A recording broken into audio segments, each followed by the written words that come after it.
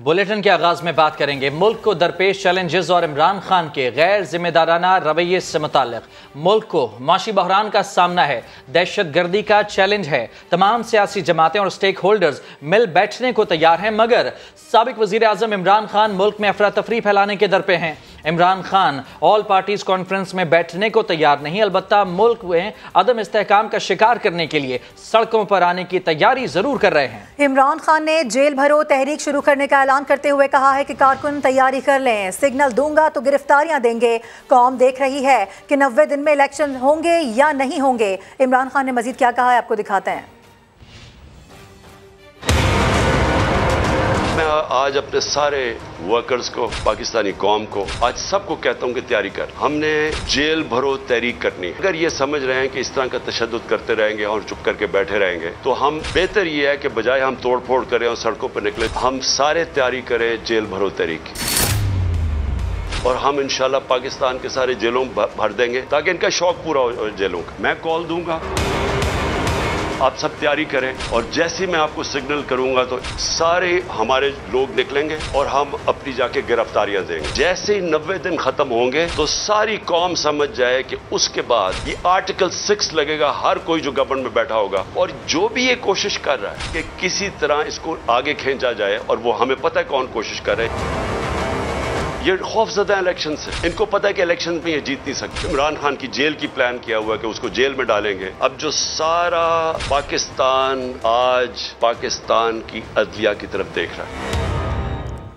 और ये बड़ा अहम बयान इस वक्त सामने आ रहा है। ऐसे में इसी मामले पर बात करने के लिए हमें ज्वाइन कर चुके हैं सीनियर एंकर पर्सन हमारे साथ मौजूद होंगे। तलत हुसैन साहब हमें ज्वाइन कर रहे हैं, इसके अलावा नदीम मलिक भी हमारे साथ होंगे। दोनों का बेहद शुक्रिया। नदीम मलिक साहब, इमरान खान किस पॉलिसी पर अमल पैरा है, ये यकीनी तौर पर एक बड़ा सवाल है, क्योंकि मुल्क अफरा तफरी का शिकार है। वो बात नहीं कर रहे, सड़कों पर आ रहे हैं, इसको किस तरह से देख रहे हैं आप? दो बड़े चैलेंजेस हैं इस वक्त पाकिस्तान को, एक तो इक्तिसादी मैदान में और दूसरा सिक्योरिटी की सूरत हाल है। अगर आप दहशत गर्दी के वाक़यात देखें तो हर सूरत में सियासतदानों को, जो इस कौम के रहनुमा हैं, उनको इकट्ठा बैठ के पाकिस्तान के मुस्तकबिल के हवाले से फैसले करने की जरूरत है। मुआशी सूरत हाल भी कोई बहुत ज्यादा बेहतरी की जानब माइल नहीं है, बल्कि जो रिजर्व की पोजीशन है, कई महीनों से खुद इमरान खान बार बार कह रहे हैं कि डिफॉल्ट कर लेगा। तो ऐसे में तो बहुत मुनासिब ये होता है कि वो जो ऑल पार्टी कॉन्फ्रेंस है उसमें ये सारे इकट्ठे होकर बैठे, और इंतखाबात में, क्योंकि इनका ये मुतालबा है कि इंतखाबात के वक्त पर बात होती है, उससे भी बात कर लेते हैं कि 4 महीने बाद होने, 5 महीने बाद होने, कब होने। लेकिन पाकिस्तान के मुस्तकबिल के लिए यकजहती का इजहार करना जरूरी है। मेरा नहीं ख्याल है कि ये पाकिस्तान में कोई बेहतरी की सूरत मुझे नजर आ रही है, अभी इंतशार नजर आ रहा है, क्योंकि वो पकड़ के इनके बंदों को अंदर बंद कर रहे हैं और इमरान खान की प्रोटेस्ट के अलावा कोई और पॉलिटिक्स मुझे नजर नहीं आती। तो इसका नतीजा सिर्फ इंतशार ही निकलेगा, कोई बेहतरी की जानिब मुझे कुछ मामला आगे बढ़ते हुए कम से कम अभी तो नजर नहीं आते, क्योंकि हुकूमत की जानिब से भी जिस तरीके से गिरफ्तारियां हुई हैं फवाद की या शेख नजीर की, वो भी कोई मुनासिब काम नहीं है। इस वक्त फोकस रहना चाहिए जो दो बड़े चैलेंजेस हैं, एक आपकी इकोनॉमी है, दूसरा टेररिज्म का मसला है। उससे दाएं बाएं देखने की तो गुंजाइश ही नहीं है। इस तरह के हिले बहानों से तवज्जो हट जाती है सोल्यूशन से, फोकस रहना चाहिए।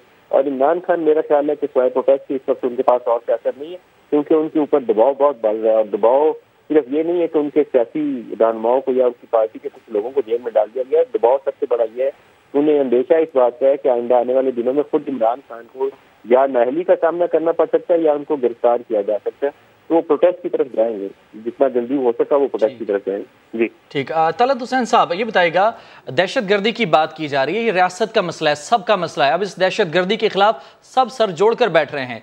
नेशनल एक्शन प्लान बनाने की भी अशद जरूरत है इस वक्त। अगर इमरान खान इस मुशावरत का हिस्सा नहीं बनते हैं तो क्या पाकिस्तान के तहफ्फुज़ के बयानिए पर कोई असर पड़ेगा? क्या लगता है आपको? देखिए, रियासत के मामलात तो बड़े वाजे हैं। जो जिक्र किया नदीम मलिक ने, दहशत गर्दी और मईशत का इस्तेहकाम, इसके ऊपर तो रियासत कॉम्प्रोमाइज नहीं करेगी, इस बात से कता नजर के हुकूमत में कौन है।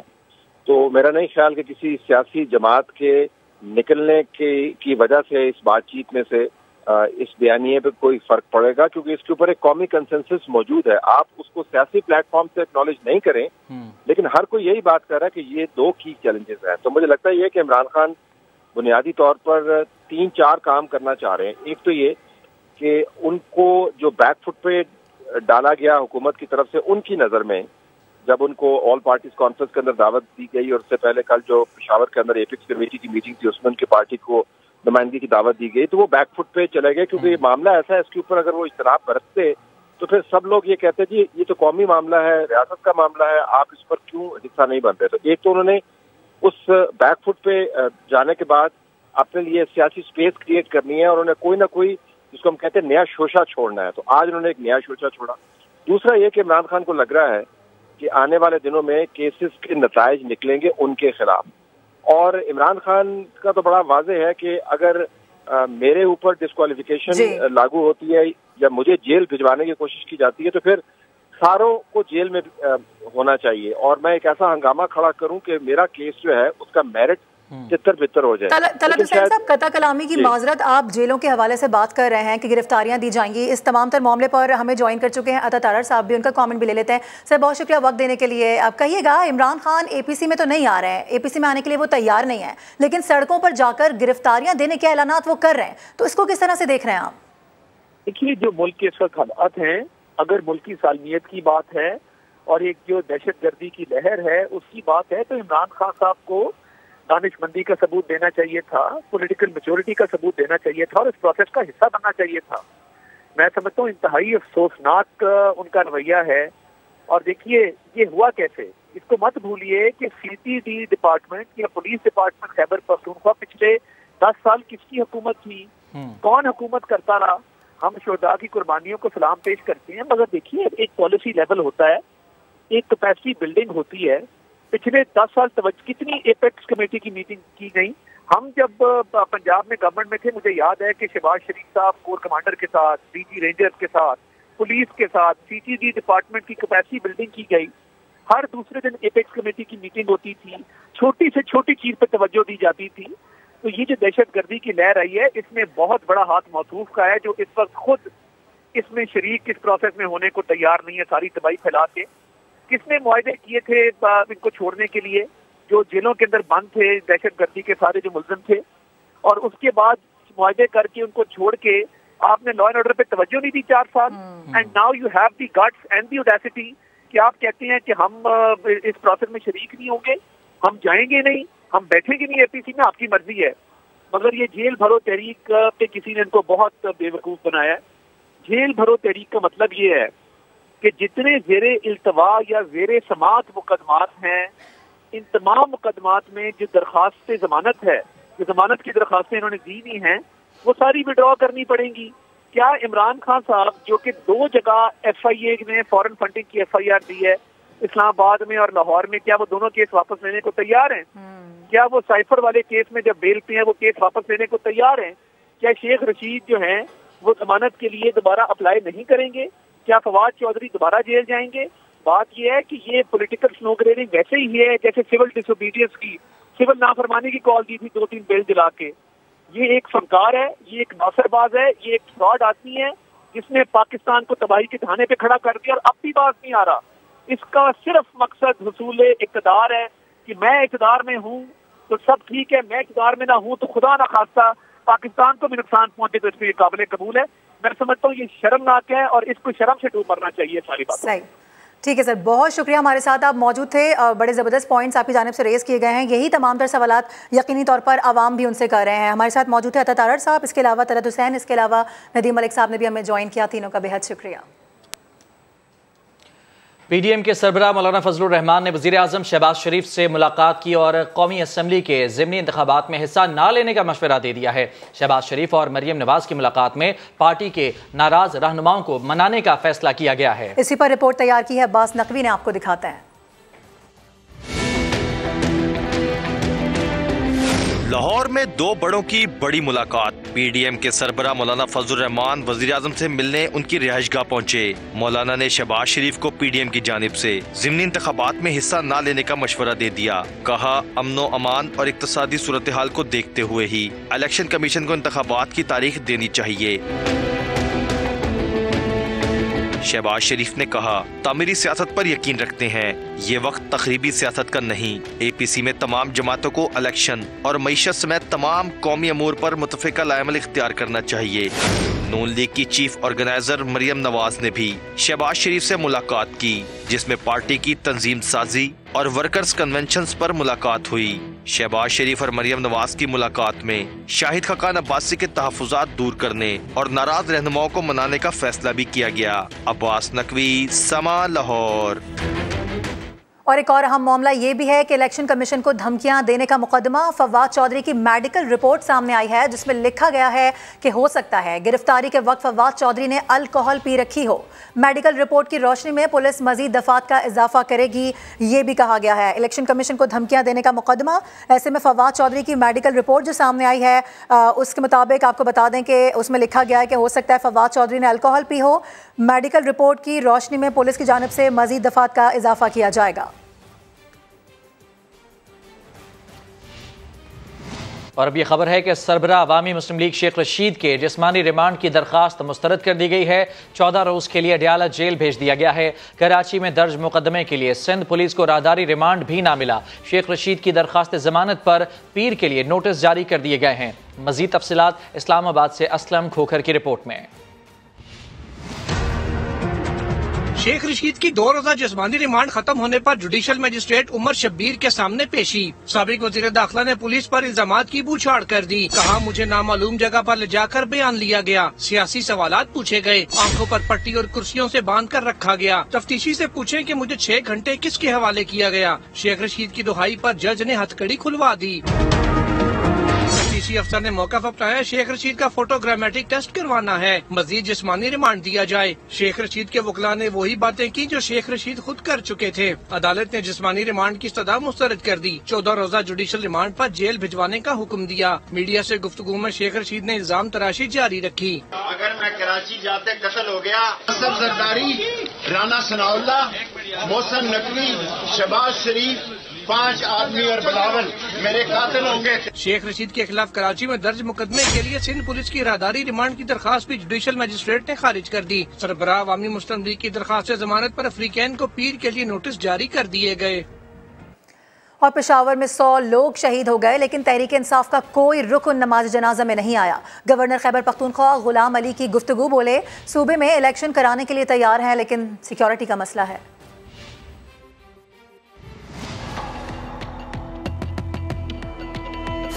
हम इलेक्शन करते हैं और सिक्योरिटी देना सूबाई हुकूमत और पुलिस का काम है, लेकिन ये बताओ कि आप इस मुल्क को उस नच पे ले जाना चाहते हैं कि कल खवातीन कह दे हमारे कांस्टेबलान कि हम नहीं जा सकते वहाँ। जब हम 100 जनाजे उठा रहे थे, वो हाई कोर्ट में फिर रहे थे कि इलेक्शन करो, उनका कोई एक बंदा जनाजे में नहीं आया। सिक्योरिटी खदशात के पेश नज़र पेशावर में 5 या इससे ज़्यादा अफराद के इज्तिमा पर 10 रोज़ के लिए पाबंदी लगा दी गई है। डिप्टी कमिश्नर पेशावर की जानिब से जारी एलामिये के मुताबिक सिक्योरिटी खदशात के पेश नज़र शहर में दफ़ा 144 लगाई गई है, जो अगले 10 दिनों के लिए नाफिज रहेगी। खिलाफ वर्जी करने वालों के खिलाफ कानून के मुताबिक कार्रवाई की जाएगी। और महकमा इंसदाद दहशतगर्दी ने पंजाब के 4 अजला में इंटेलिजेंस बेस्ड कार्रवाइयाँ करते हुए कलदम तंजीमों के 9 दहशतगर्दों को गिरफ्तार कर लिया है। सिटी हुकाम के मुताबिक कार्रवाई लाहौर, गुजरांवाला, बहावलपुर और डीजी खान में की गई है, जिसमें कलदम, टीटीपी और अलकायदा के 9 दहशतगर्दों को गिरफ्तार किया गया है। दहशतगर्दों के कब्जों से बारूदी मवाद, खुदकुश जैकेट बनाने का सामान और असलहा बरामद किया गया है। उधर सवाबी में पुलिस ने 5 घंटे तवील ऑपरेशन के बाद 2 दहशतगर्दों को हलाक कर दिया। 4 को गिरफ्तार कर लिया गया है, जबकि हलाक दहशतगर्द के सर की कीमत 20 लाख रुपए मुकर्रर की गई थी, जो दहशतगर्दी के 6 से ज़्यादा मुकदमात में मतलूब था। दहशतगर्दों से भारी मिक़दार में असलहा और बारूद बरामद हुआ है। ना पागल है जिसको आप पागल समझते हैं, वो बहुत अकल भी रखती है और समझ बूझ भी रखती है, और उसको मालूम है कि 4 साल वफाक में और 10 साल खैबर पख्तूनख्वा में इसी शख्स की हुकूमत है, और इसी शख्स के दौर में 35 रुपए का आटा 120 रुपए आटे पे पहुंचा, और 52 रुपए की चीनी 150 रुपए चीनी पे किलो चीनी पे पहुंची, और वो चीनी औरतों के अंगूठों पे निशान लगाकर शनाख्ती कार्ड के जरिए 1 किलो चीनी मिलती थी।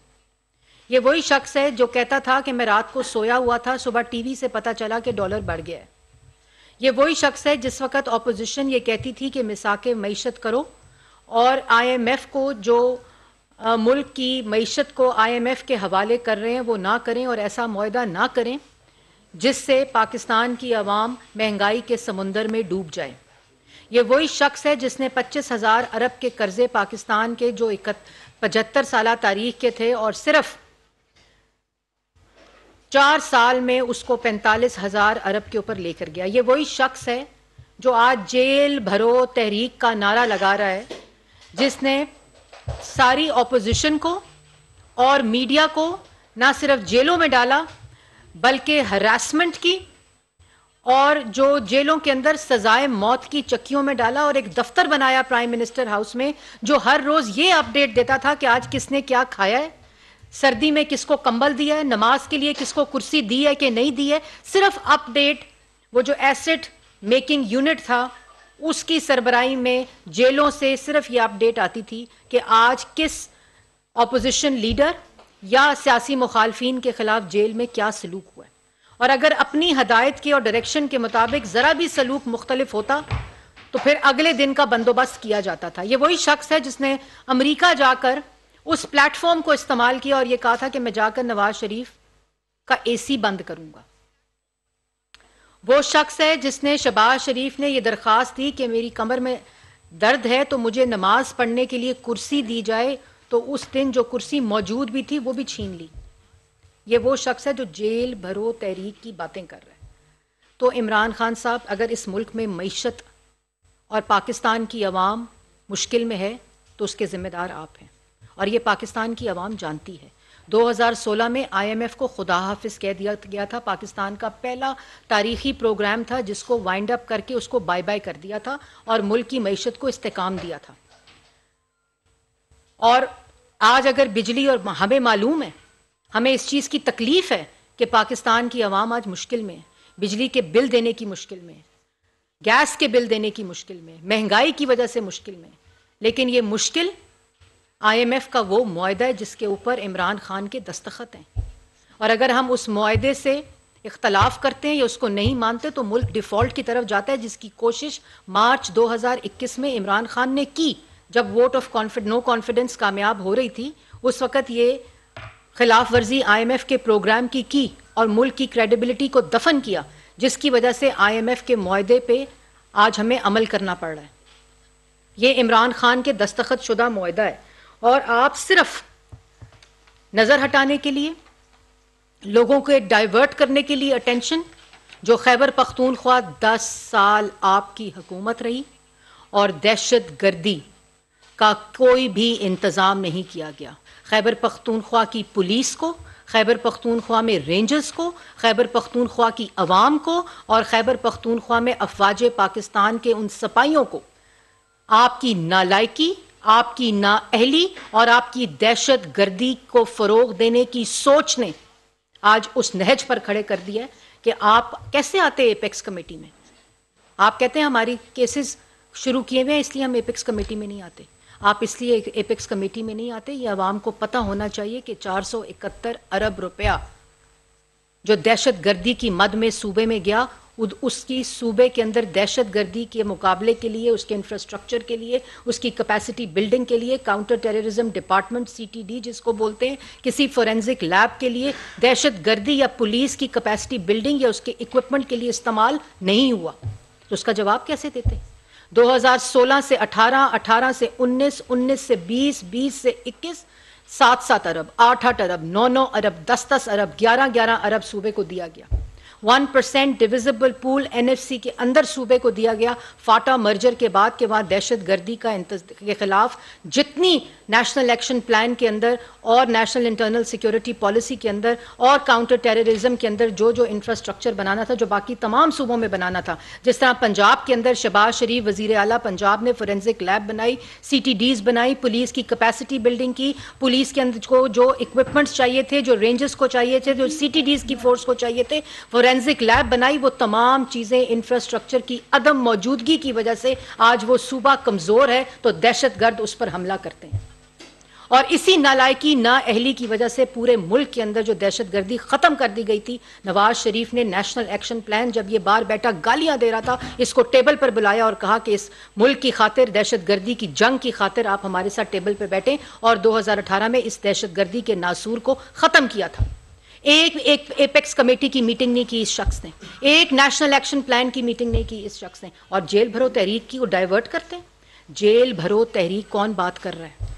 जेल भरो तहरीक वो बात कर रहा है जो पिछले 4 महीने से टांग में प्लस्तर लगा के बख्तरबंद ज़बान पार्क के अंदर बंद बैठा हुआ है। बाहर औरतों को, बच्चों को सर्दी के अंदर उनको ढाल बनाकर अंदर बैठा हुआ डरपोक शख्स। पहले आप अदालतों में जो केसेस है ना, आपको किसी तहरीक की जरूरत नहीं इमरान खान साहब, किसी तहरीक की जरूरत नहीं। आप केसेस में, अदालतों में अपने केसेस का जवाब दें, जेलें खुद भर जाएंगी अल्हम्दुलिल्लाह। जो आपके करतूत हैं, जो आपके अमाल हैं, जो आपकी करप्शन है, जो लूट मार थी पिछले 4 साल और 10 साल खैबर पख्तूनख्वा में, वो जेलें खुद भर जाएंगी। आपको कोई तहरीक का इंतज़ाम नहीं करना पड़ेगा। और आपको पता है जेल भरो तहरीक क्या होती है? जिसमें क़यादत सबसे पहले गिरफ्तारी देती है।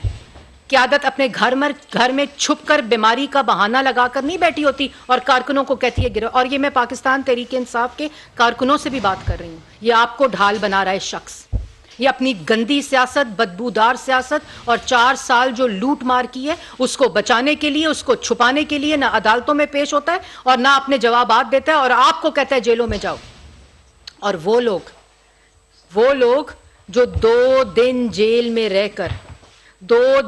में रहकर जिनकी आंखें भर आती हैं, वो जेल भरेंगे? मैं आपको बताती हूं कि जेल भरे तहरीक के किसकी कैपेसिटी होती है। वो लोग जो इसकी सियासी इंतकाम का निशाना बने, जो अल्हम्दुलिल्लाह अदालतों में जवाब दिए, सबूत दिए, अपनी बेगुनाहियां साबित की, 40 साल का जवाब दिया, और उसमें चाहे मुस्लिम लीग नून की क़यादत हो, वो कैपेसिटी रखते हैं जेल भरो तहरीक की। तुम जेल भरो तहरीक, और सिर्फ कुछ नाम आपके सामने, आसिफ अली जरदारी साहब 248 दिन जेल में रहे। फरियाल साहिबा ईद वाले दिन अस्पताल से घसीटते हुए लेकर गए और जानबूझकर टीवी चैनल्स को कहा कि ये फुटेज दिखाओ। किसी की बहन थी ना, 210 दिन जेल के अंदर रही। नवाज शरीफ साहब 374 दिन जेल के अंदर रहे। मरियम नवाज शरीफ साहिबा 158 दिन जेल के अंदर रही। राना सनाउल्लाह साहब 174 दिन उस जेल और उस सजाए मौत की चक्की में रहे जिसके अंदर कीड़ियां छोड़ी तुमने। उनको शुगर की दवाई नहीं देते थे, उनकी आंख का ऑपरेशन हुआ था, उनको आंख की दवाई नहीं देते थे, और वो शेर का बच्चा अदालत आता था तो मुंह से एक लफ्ज नहीं निकलता था। आप लोगों में से किसी ने सुना कि एक शिकवा भी किया हो राना सनाउल्लाह साहब ने? मरियम नवाज शरीफ साहिबा जिस कमरे में रहती थी, पर्दे के उस तरफ उस खाना था, बाथरूम बनाया हुआ था और फ्लश था जहां वो नमाज के लिए सजदा करती थी। कभी मुंह से ये आवाज सुनी आपने? उसके बाद सफदर साहब 53 दिन जेल में रहे। ख्वाजा आसिफ 176 दिन जेल में रहे। हमजा शहबाज 627 दिन जेल में रहे। हमजा शरीफ 627 दिन, शाहिद खकान अब्बासी 222 दिन जेल में रहे। मिफ्ता इस्माइल 142 दिन जेल में रहे। शहबाज शरीफ जो अपोजिशन लीडर था, जो तुम जेल में डालते थे, झूठे इल्जाम लगाते थे, तुम्हें फिर भी इस मुल्क की खातिर में साके मईशत के ऊपर कहता था आओ बैठो, और आज भी तुम गाली देते हो तो वो कहता है दहशतगर्दी के लिए आकर बैठो। 340 दिन जेल में रहे। एहसन इकबाल साहब 64 दिन जेल में रहे। तो इसलिए तुम्हें जेल भरने की तहरीक का ऐलान नहीं, तुम्हें डूब मरने की तहरीक का ऐलान करना चाहिए इमरान खान साहब। तुम किसको बेवकूफ समझते हो?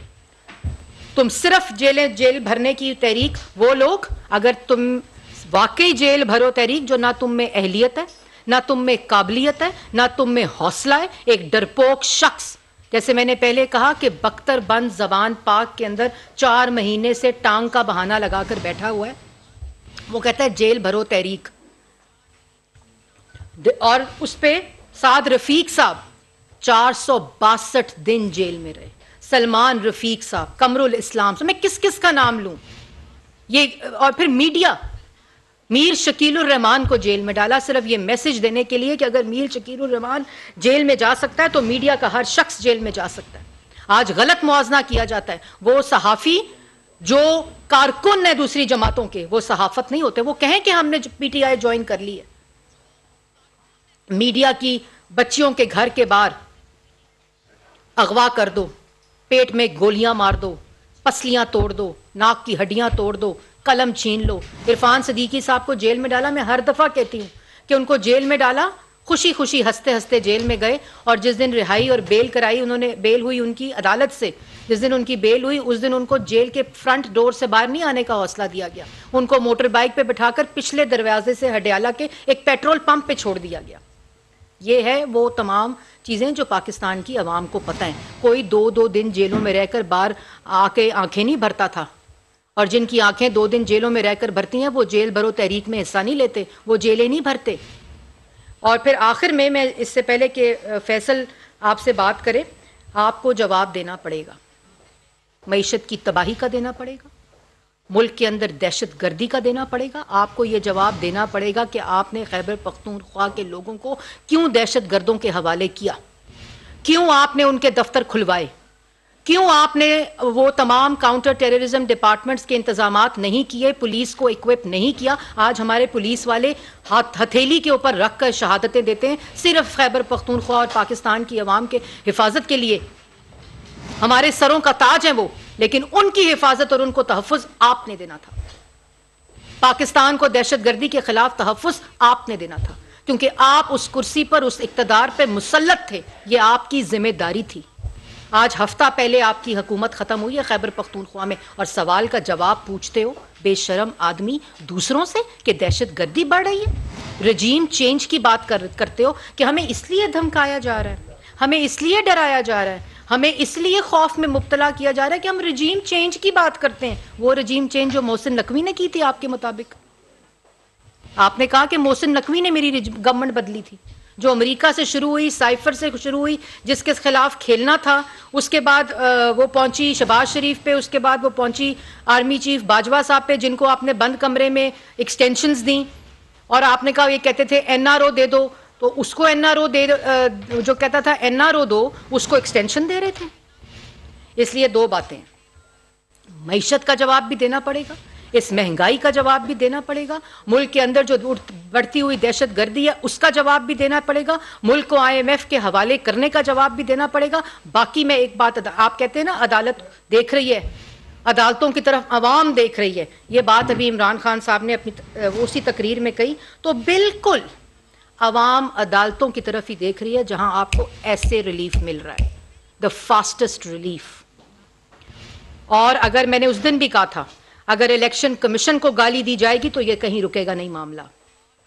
तो अदालतों की तरफ अवाम देख रही है, और अदालतों को चाहिए कि सब बातें छोड़ के सिर्फ 63(1) आर्टिकल ऑफ द कॉन्स्टिट्यूशन जो क्या कहता है, जो कहता है a person shall be disqualified from being elected or chosen as and from being a member of Majlis-e-Shura Parliament if he is of unsound mind and has been so declared by a competent court. तो ये जो बातें ना आजकल कर रहे हैं इमरान खान, ये कोई ज़हनी बाशऊर शख्स नहीं कर सकता। जिसकी ज़हनी हालत ठीक हो वो ऐसी बातें नहीं करता जो ये टीवी पर बैठ के करते हैं। तो अदालतों की तरफ देख रही है आवाम के 63(1) of the article of the constitution जो आपके सामने मैंने अभी पढ़ा है।